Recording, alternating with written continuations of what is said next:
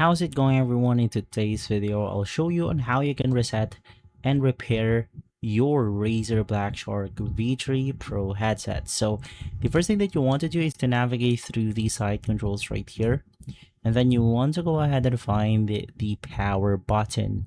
Now you could do this, or you could basically try it on and off to see if that works depending on your model.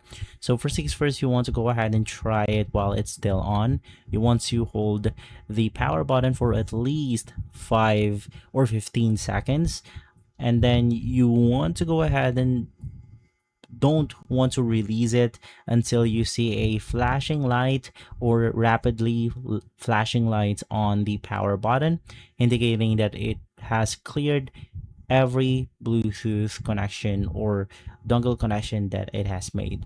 Now, if you want to go ahead and repair it, it's extremely simple. You want to go ahead and plug the USB dongle onto the device that you want to connect it with, and from there it will automatically be connected. And if you're using it for Bluetooth, you could just go ahead and forget the device from the phone or the laptop that you are using, making sure that it doesn't remember this headset right here. And then you want to enter the pairing mode for the headset.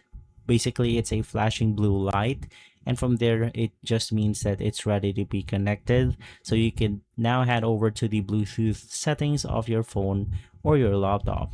And so guys, if this video has been helpful, leave a like, subscribe, and follow us for more videos like this. Thanks for watching.